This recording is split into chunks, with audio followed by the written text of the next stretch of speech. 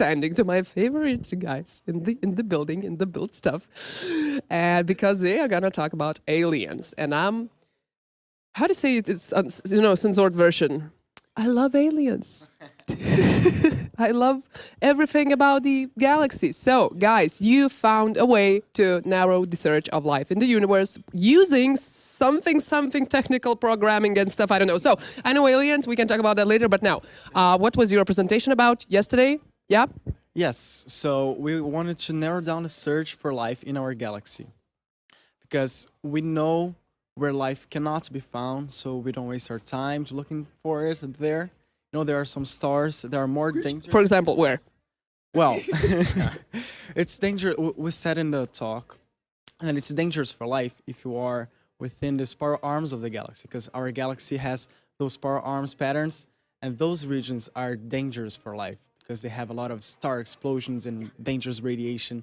So life, it's not going to be found there. So if you want to stop losing our time, we better start looking at stars that are far away from their region.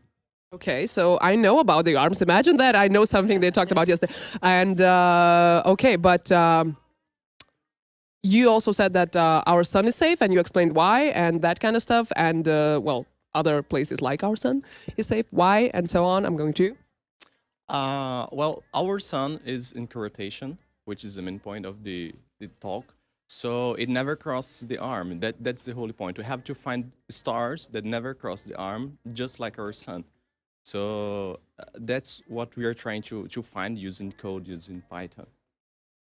That is the funny and the difficult part. How do you collide these two topics? Like, I can look for aliens, and I understand all that you said like just a second ago. But what do you do with the Python? Yeah, I'm looking at you and he's talking. Well, we get our information from the stars that we found on the internet with the Gaia catalog, because the European Space Agency has already mapped all the stars. 1 billion stars, gave us the position and velocity. So we make a code that's going to integrate the orbit. That means that we're going to get the information that we have now, and we're going to go back in time using Python and the physics that we know that are applied in that context. And we go bit by bit, going back in time, like it had this velocity and this position. Oh, it must have had this velocity and this position back then. And then we go back into its birth, and we find out if the trajectory that we can see on the screen and the parameters that it gives us, it has. I get it. Like he's trying that, the screen, the thing that. Yeah, and we can see by the trajectory if it has crossed an arm or not. I'm just surprised I understand so much today. Like this is what it means to have a favorite topic, if it can be related to tech. Which one of you is the bigger fan of aliens in general? Like, who would stand on the roof with a poster with me saying "Welcome home"?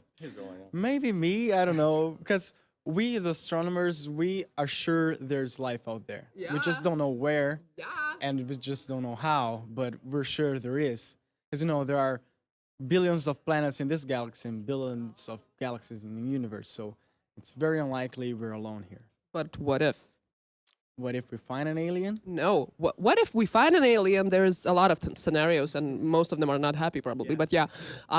But still, what if we are alone in the universe? Are you running from that away from that idea, or are you just like in peace with that? And while you think, hello. Well, there is this possibility. If you think about the amount of time humans are alive in the universe, it's just a very small part of a huge time range. So it's possible that there was life before us and there will be life after us. So there is this possibility that we don't coexist. So we never know. We are just putting all our efforts to find it, but who knows? So this is still optimistic. Like we can coexist, maybe, but that doesn't mean we are alone, because we will. We are. What do you think? Well, I hope we're alone, actually, because I don't see a scenario that aliens exist that's good for us. I don't know, because if they reach out to us, that means they're more advanced. And if they're more advanced, they're probably going to colonize us and have us as slaves. And I don't like that idea. If they think like humans do, most probably, but do they though? Yeah, I don't know. And also, if they come here can you imagine the amount of bacteria that we're not immune to, or things that we don't even know about that could kill the entire race in just a minute? And knowing some humans also, you're gonna meet people who gonna scream impregnate me in 5 seconds. So that's gonna be probably the reason for of the human extinction. I mean, yeah. Okay, so the last question, because we have to go to Lucas. The last question: what would you do if today, like literally today, after the conference, second day of the conference, aliens are found or land on Earth? Because I like Hollywood movies.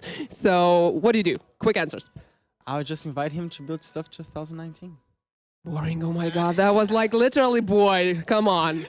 Oh, well, there are so many questions unanswered. So if they got here, we maybe should ask them, like, I don't know, was there a big bang? Was that an unique event? I don't know. Maybe we can try to figure something out. Yeah.